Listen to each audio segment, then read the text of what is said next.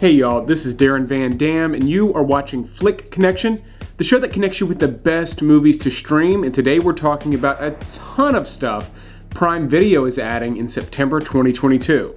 So I just released a list of all the best stuff Netflix is adding in 2022, and I gotta say, for the first time in a long time, I think Prime Video has Netflix beat, at least for the month of September. If this is your first time to the channel, welcome, but what I do in these videos in particular is tell you about all the stuff Prime Video is adding on the first. That's where they add most of the movies that you're familiar with, and then we talk about all the stuff they're adding through the rest of the month, and September includes one of the biggest series they've ever released, in fact, one of the biggest to ever hit a streaming service, I guess, ever. This video is sponsored by Brilliant, but I'll be telling you more about how they've been changing the way I think later in this video. For now, let's talk about a ton of movies Prime Video is adding on September 1st. Fight Club comes to Prime Video, a personal favorite of mine. In fact, it's a personal favorite of a lot of people. This is the movie that still ranks very highly on IMDb's top 250 movies of all time. And even though some of the twists and turns here are things we've seen in a bunch of other movies, Fight Club does it best, and it does a lot of things, including just being a really weird movie. In fact, I think the most interesting thing about Fight Club is the fact that it even got made. It's long, the book it's based on is weird and hard to adapt, the concept does not seem like something that would resonate with audiences, but David Fincher not only pulled it off, he directed the hell out of this thing, and it holds up today. If it's been a while since you've seen Fight Club, it's over 20 years old, yes, over 20 years old, and it is still as fantastic as it was back when it was released. The Ghost in the Darkness is an underrated gem starring Val Kilmer and Michael Douglas as a couple of hunters trying to kill a lion that has been picking off people in Africa. It's from 1996 and it does have a slow 1996 pace, but it is interesting, it's well done, and it's got some beautiful shots in it. If you've never seen it, this will make a fantastic watch. If you have, it's slightly rewatchable. Hard 8 is another hidden gem I love recommending on this channel. It's actually the first feature film from Paul Thomas Anderson. He would go on to do Boogie Nights, There Will Be Blood, a ton of great movies, and Hard 8 is every bit as good as anything else that he's made. In fact, it's one of my personal favorites of his. I Saw the Devil is an amazing murder, mystery, thriller type thing from South Korea. There's also some martial arts in the mix as well. But you follow a man who's tracking down a serial killer, and man, does he have a grudge against this guy. And not only does he try to catch said serial killer, but he really kind of puts this guy through the paces and makes his life a living hell, making I Saw the Devil much more interesting than your typical serial killer flick. Uncommon Valor is a 1983 kind of post-Vietnam War movie that I also consider to be highly underrated. Gene Hackman leads a group of veterans back to Vietnam to save a bunch of POWs. The movie does, again, have kind of a slow pace leading up, but the big raid at the end is well worth the wait. This is one of the more underrated war movies to come out of the 1980s. And then another Vietnam POW movie I consider to be highly underrated is Rescue Dawn. Christian Bale stars in this, and it does have some production flaws. There's some cheap elements to this movie, but for the most part, it's an excellent POW movie, meaning it's very much in line with like a prison movie, except much more extreme. Christian Bale's great as always, but there's a cool supporting cast here as well, including Steve Zahn.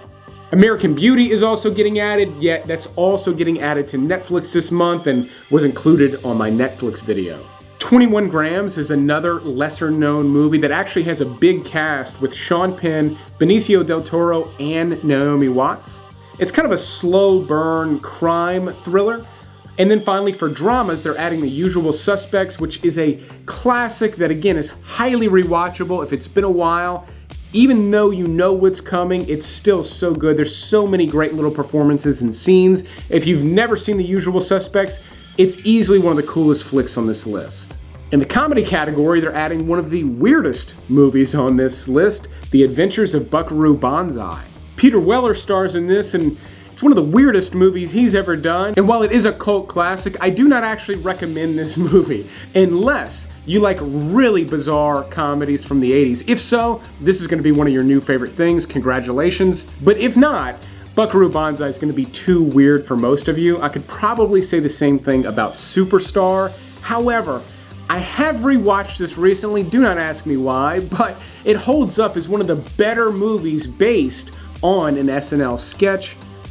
Not only is Molly Shannon great, but Will Ferrell's got a really great role in this as well, and Harlan Williams, who I've always loved as a comedian, and he's not in that many movies. Support Your Local Sheriff is a classic from 1969, just a really funny Western that is not as good as Blazing Saddles, but they sure do say the N-word a whole lot less in Support Your Local Sheriff.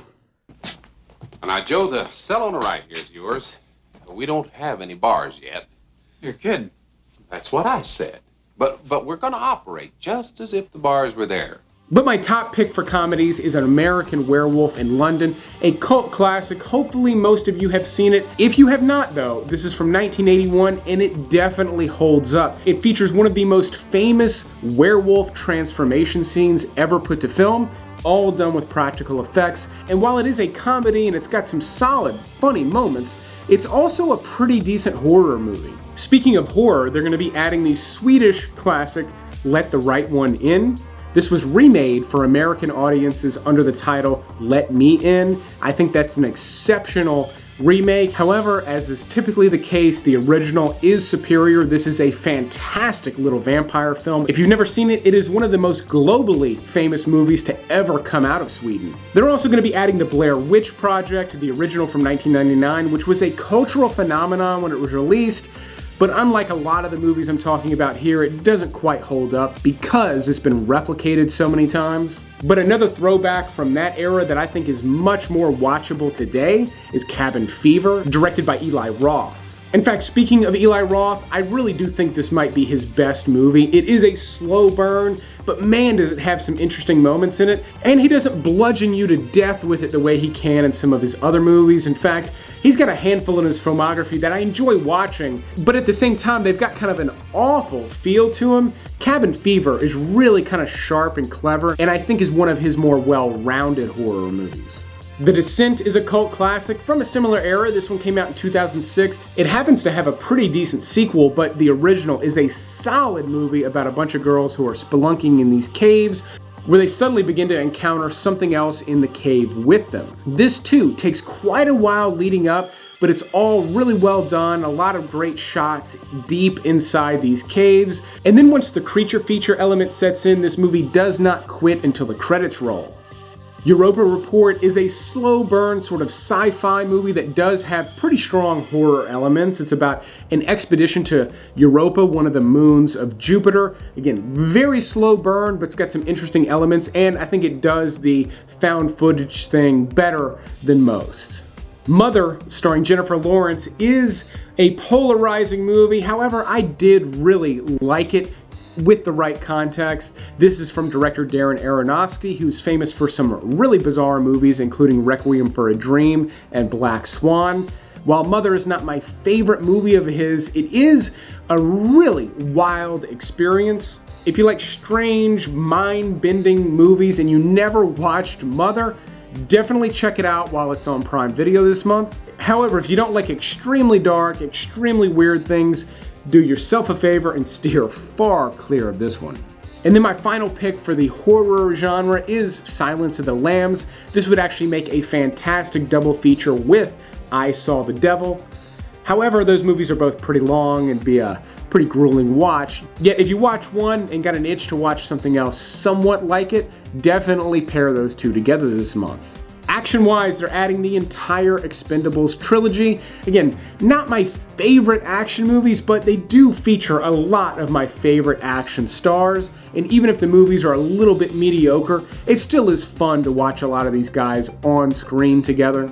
In Time is kind of an underrated action sci-fi movie starring Justin Timberlake. He is fantastic in this movie, but you've also got a really cool cast, including Cillian Murphy. The Recruit, I think, is one of Colin Farrell's more underrated movies. He plays this CIA operative that's being taken under the wing by Al Al Pacino's character. And this movie has been forgotten with time, but it's got solid espionage elements and some good action sequences as well, especially for a PG-13 spy movie. Quite possibly my favorite PG-13 spy movie of all time though, Skyfall, is coming back to the platform. This is one that jumps around, but this is directed by Sam Mendes, who also did American Beauty.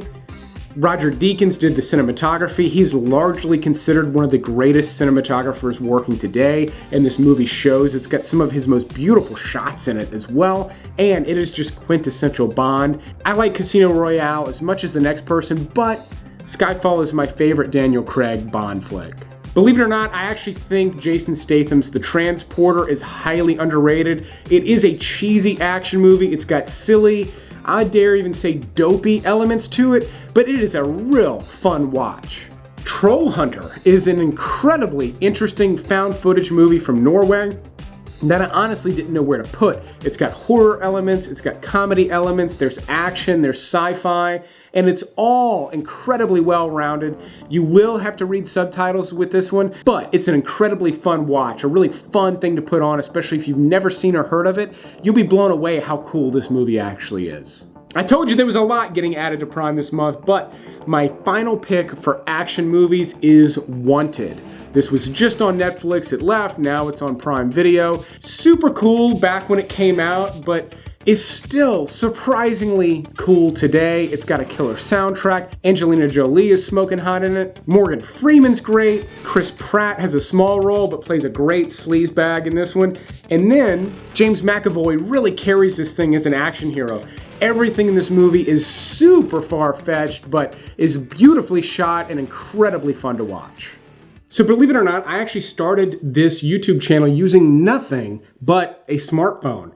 And because of that, I'm a huge fan of getting the most I can out of one of these incredible pieces of technology versus just mindlessly scrolling social media or crushing candy. And that is where today's sponsor, Brilliant, comes in. I have been using Brilliant for about a month now, and it is such a fun way to re-engage with math. Brilliant has these incredible little short games and lessons that help you learn interactively, which is the best way to learn.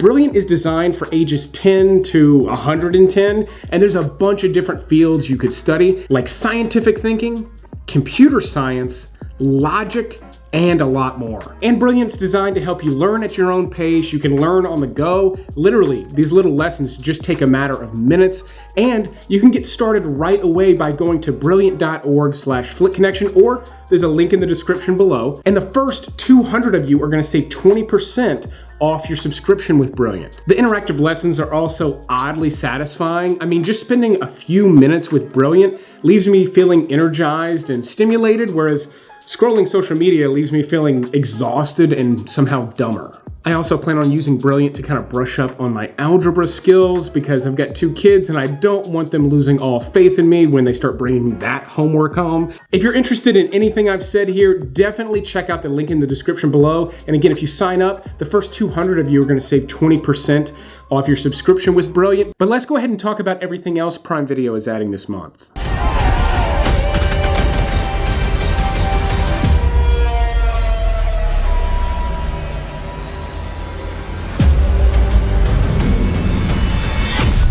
September 2nd adds the biggest series ever on Prime Video, one of, if not the biggest ever to come directly to a streaming service, The Rings of Power. This is an epic series set thousands of years before the events of The Hobbit and The Lord of the Rings.